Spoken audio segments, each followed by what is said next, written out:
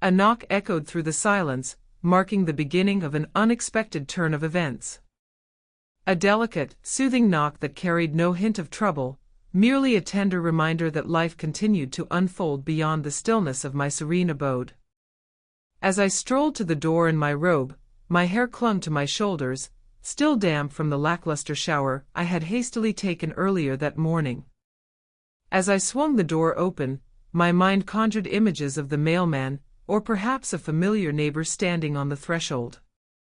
Yet it was Cole, the son of my closest companion, 19, lofty, somewhat dampened by the sweltering embrace of summer's warmth, adorned in a white tank top that embraced his chest and accentuated his arms perfectly.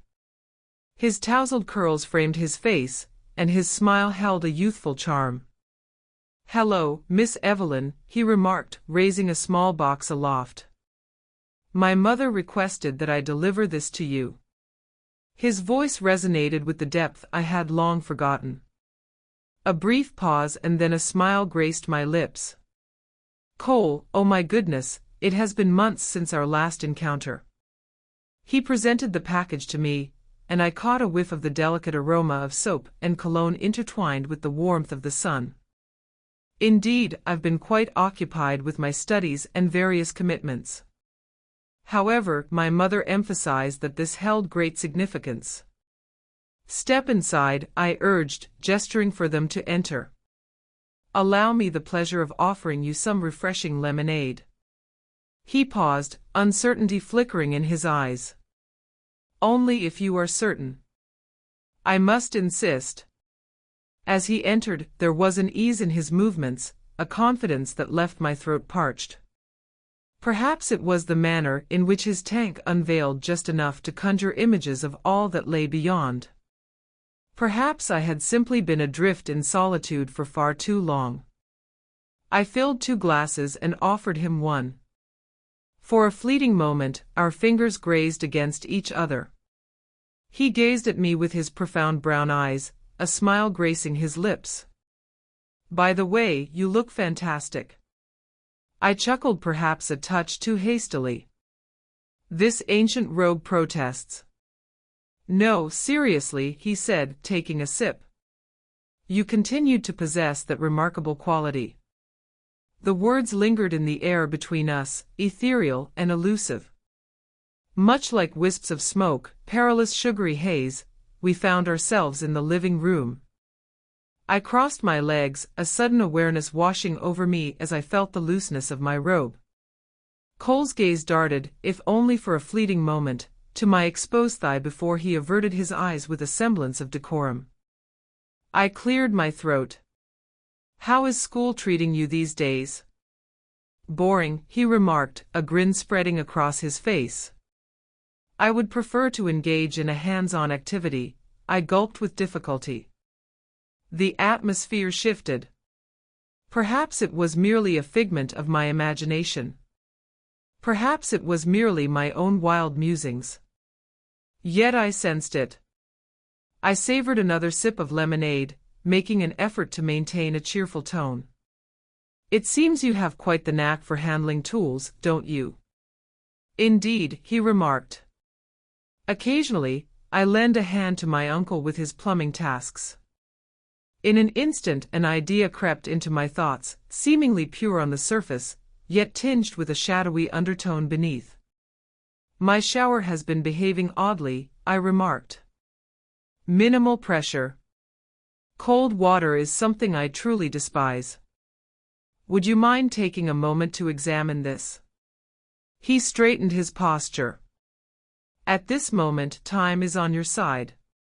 He flashed a grin. "Take the helm." I escorted him to the bathroom. With each step, my robe swayed, and I made no effort to adjust it. He crouched beside the tub, turning knobs, inspecting pipes. I lingered in the shadows, observing the way the muscles in his back rippled beneath the delicate fabric of his tank top. "There's a leak beneath this," he remarked, extending his hand deeper. "It is likely that a washer requires replacement. Is it possible to mend it?" "Indeed, it seems a trip to the hardware store may be in order." I knelt beside him, drawing nearer than was necessary. Our shoulders brushed against each other.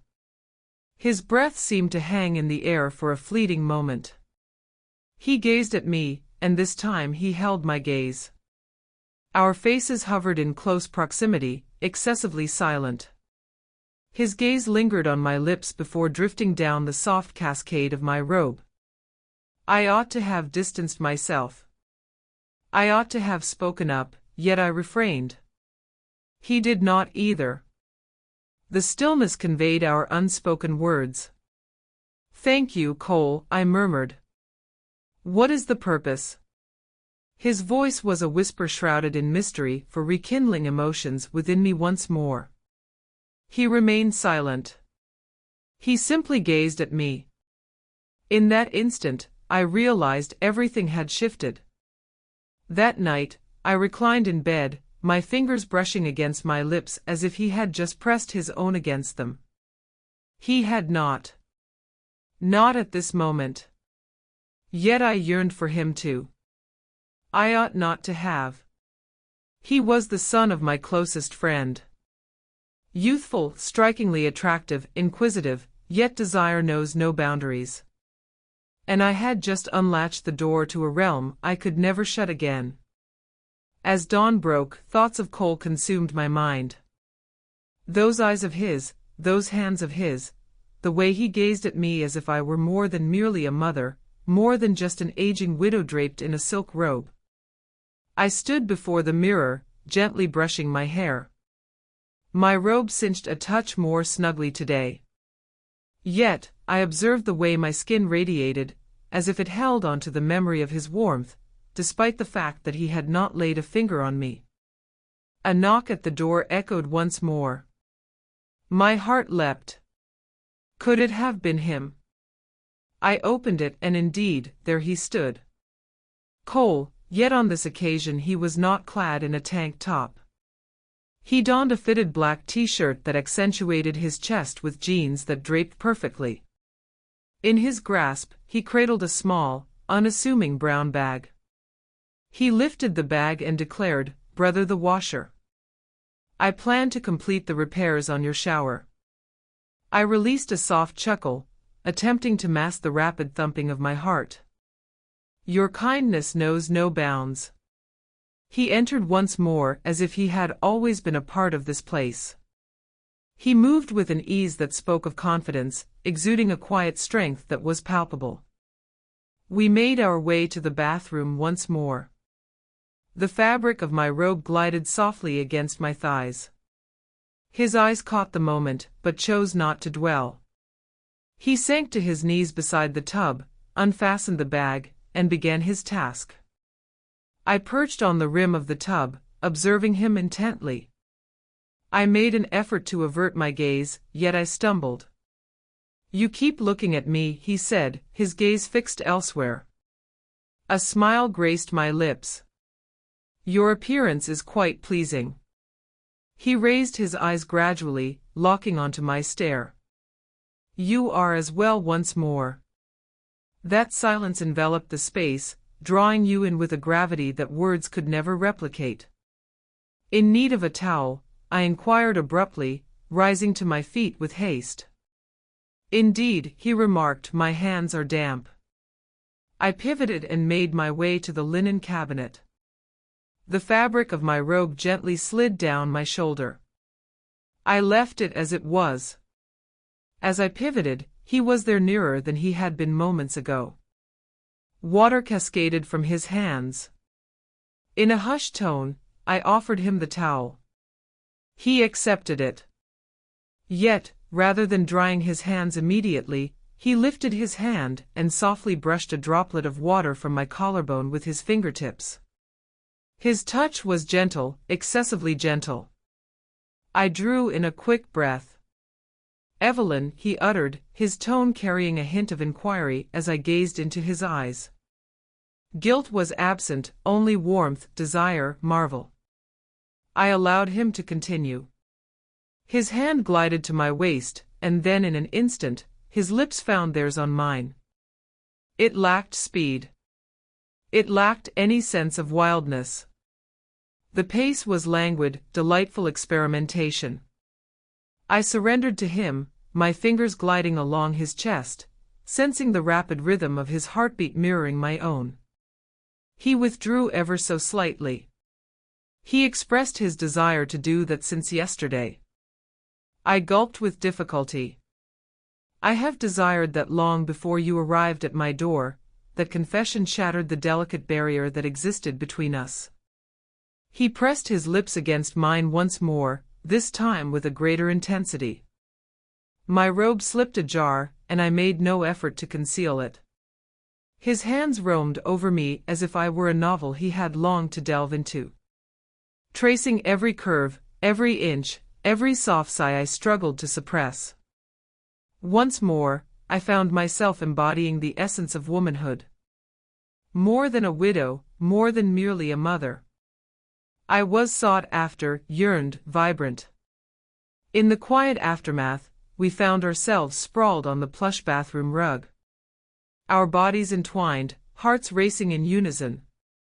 Silence enveloped us, neither of us finding the words to break the stillness. At last, Cole murmured, "Was that all right?" I shifted my gaze and regarded him superior to merely satisfactory. He added, "I didn't want to push you. I said you didn't. I desired this with the same fervor as you." He smiled. A genuine radiant smile that rendered him not only younger, but also imbued with a newfound strength. I suggested that perhaps it would be best to keep this to ourselves. He inclined his head in acknowledgement. They simply wouldn't grasp it. I gazed up at the ceiling. I find myself perplexed by it all. Yet I hold no regrets. Yet I refrained in that intimate, inviting bathroom. I rediscovered something I believed was gone forever. Desire, touch, connection, a yearning that transcends solitude, and it arrived in the guise of a 19-year-old boy who rekindled the essence of my femininity. The following morning, I found myself clad in Cole's black t-shirt. The scent was reminiscent of him, fresh, youthful, and brimming with playful intrigue. He departed after our encounter in the bathroom, a nervous smile gracing his lips, and his cheeks tinged with color. Yet, just before he stepped through the door, he drew me in for one final kiss. "Take your time this round," extended as if he wished to etch the memory of my flavor in his mind as I strolled barefoot into my kitchen, his shirt cascading to mid-thigh. The lingering warmth of his hands enveloped me. The tingling persisted, refusing to fade into oblivion. I filled my mug with steaming coffee, settled at the counter, and gazed out the window. The sun hung high in the sky. The melodious chirping of birds filled the air. Yet within me, a tempest had begun to brew. What actions did we undertake? I found myself at the age of 56. At the age of 19, he stood on the precipice of adulthood. The son of my closest companion. I ought to have put an end to it. I ought to have distanced myself from him. Yet I refrained. For the first time in years, I felt the warmth of a touch. Truly moved. More than mere flesh touching flesh, it is a connection of souls. He acknowledged my presence in a way that resonated deeply. At the stroke of noon, my phone vibrated with a sudden buzz. Piece of writing. "Cole, would it be all right if I came over later?" I gazed at the message, allowing it to linger in my thoughts for a brief moment. My thumbs lingered above the keyboard, poised and ready. I responded with a simple affirmation. Yes. The doors swing wide. My heart raced the instant I pressed send. At 2 p.m., he reappeared in my doorway, a bag of groceries in hand. "I thought I'd whip up something special for you today," he remarked as he crossed the threshold. "Are you cooking now?" I inquired, arching an eyebrow. He grinned, "Not quite well, yet I make an effort." I departed, guiding him toward the kitchen. He placed the bag on the ground and retrieved pasta, tomatoes, and a modest block of cheese. In that fleeting moment, he appeared utterly innocent, remarkably ordinary. This was hardly unusual. This was simply our routine. As he brought the water to a rolling boil for the pasta, I busied myself with the knife, skillfully chopping the ripe tomatoes. We toiled together, our shoulders brushing against each other from time to time. At times, our fingers brushed against each other as we both reached for the same spoon. Fleeting glimmers, innocuous yet undeniably alluring. "Evelyn," he inquired softly. "What's that? Did I overstep my bounds yesterday?" I hesitated. My gaze fell upon him. What I witnessed transcended the mere image of a teenage boy infatuated. I encountered a man brimming with inquiries and a thirst for understanding and perhaps, just perhaps, something more profound. "No," I murmured gently. "You have not crossed anything. We both ventured into something together." He inclined his head in acknowledgement. Yet the stillness that ensued revealed his lingering uncertainty. "I'm aware that this isn't typical," he remarked. "You have aged. You are simply yourself. What am I? Exquisite, intelligent, beyond my reach." I blinked. Then a smile graced their lips. "Your kindness is truly delightful." He gazed at me as if there were unspoken words lingering on his lips. Yet he moved in closer, his fingers grazed my cheek, a gentle caress that lingered in the air. "May I kiss you again?" he inquired, his voice scarcely rising above a whisper. I inclined my head in agreement. And in that moment, our lips found each other once more, gentler this time, more unhurried. "Exercise greater caution." His arms encircled my waist, and I felt myself surrender to the warmth of his embrace. My hand glided beneath his shirt, fingers tracing the contours of his abdomen. He inhaled sharply, and that sound awakened a profound sensation within me. Our lips met fervently, the water bubbling and hissing in protest against the heat of the stove. Eventually, we found ourselves on the couch, plates of half-eaten pasta resting in our laps, sharing laughter over the unfortunate flavor of our meal. Perhaps we should have opted for pizza. He wore a smile. "Next time, I shall defer to your culinary skills." His hand lingered on my exposed thigh, fingers tracing gentle circles. I remained still. I remained unyielding. It was something I desired. It was essential for me. "Are you scared?" he asked suddenly. I paused to reflect indeed. Yet I harbor no regrets. He leaned closer, pressing his lips against my shoulder. "I feel the same way once more." The irresistible tug made its presence known. The tension that lingers between the purity of innocence and the allure of inevitable mischief. Yet in that instant nothing else held significance. What truly mattered was how his touch awakened a sense of blossoming within me once more. Vibrant, seeking, adored. No, not at this moment. Yet perhaps in the fullness of time that evening, he lingered a little longer before departing. We reclined in bed, his chest pressed against my back, his breath warm against my neck. His hand sought mine beneath the sheets, grasping it firmly, radiating warmth and a sense of security. In that moment it dawned on me. This transcended mere moments. This was evolving into something greater, perilous situation, something genuine. To all my remarkable Ella Infidelity Story subscribers, I extend my heartfelt gratitude for your unwavering support until the very end. You are the very essence that drives this channel forward. If you find yourself here for the first time, I invite you to press that subscribe button and join a community that embraces the depths of emotion, love, and the allure of the unknown. Let us immerse ourselves in the concluding chapter. The morning sun filtered through my bedroom window, painting golden stripes upon the sheets. Cole lay beside me, still lost in slumber, his hand tenderly placed on my waist, his breath a gentle whisper against the nape of my neck.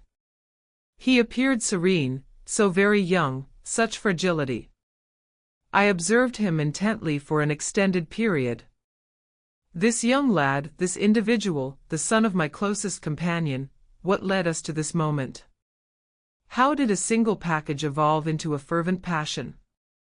I eased myself out of bed, taking great care to avoid disturbing him.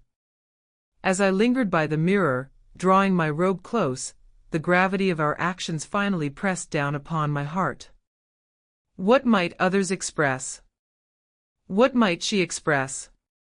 His mother, my dearest companion, for more than 2 decades. What would her gaze reveal if she discovered that her son had pressed his lips to mine, caressed my skin, and breathed my name as I lay quivering beneath him? Could she ever find it in her heart to forgive me? Cole stirred from his slumber not long after. He approached me quietly in the kitchen, encircling my waist with his arms, and placed a tender kiss in the curve of my neck.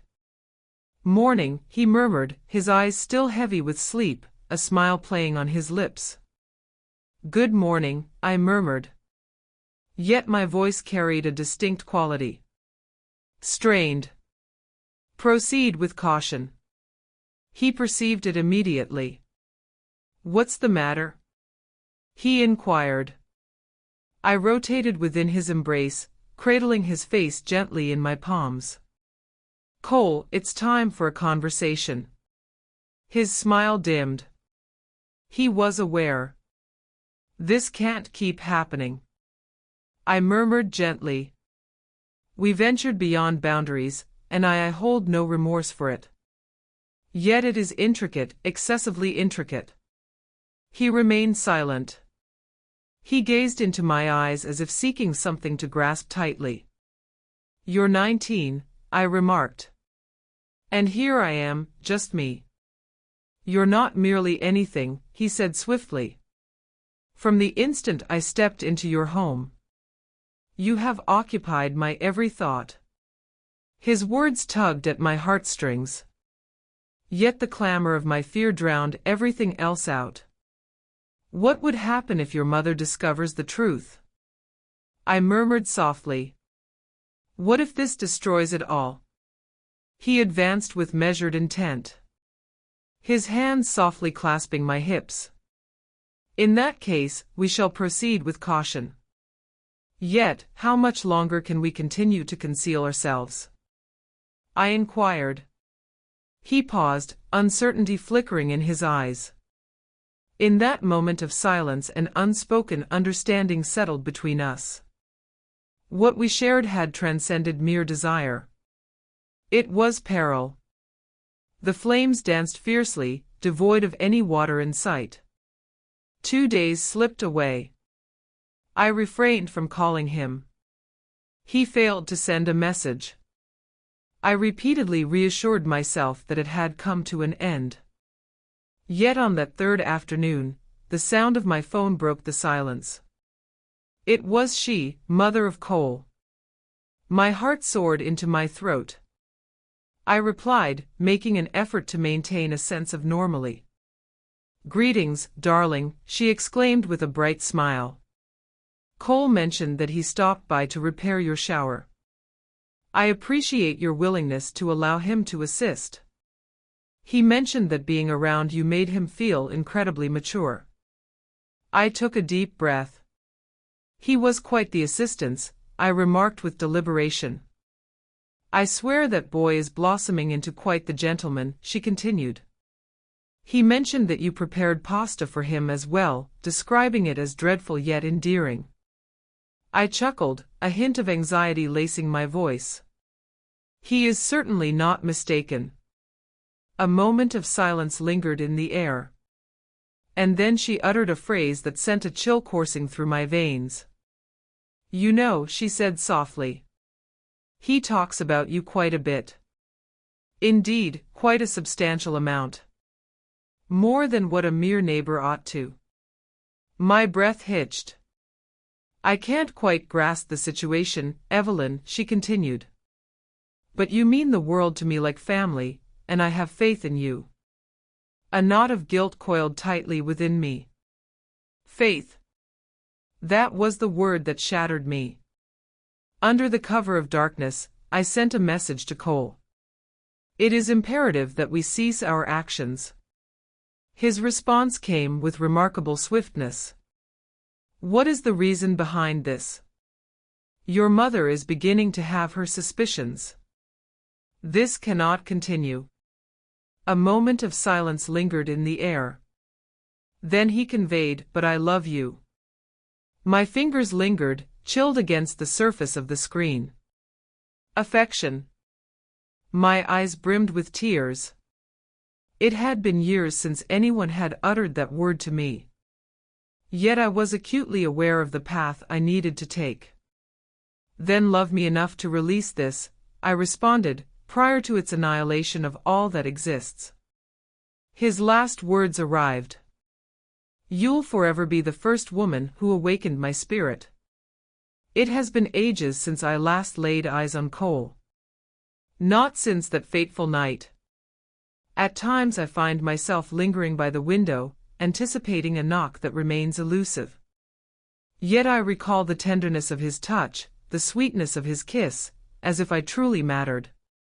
In that fleeting moment, I transcended the identity of a widow grappling with a malfunctioning shower. I became a woman awakening to the sensation of being desired once more. At times, love arrives not wrapped in the promise of eternity. At times it is merely a fleeting instant, a kiss taken in secret, a murmur in the shadows, and that must suffice.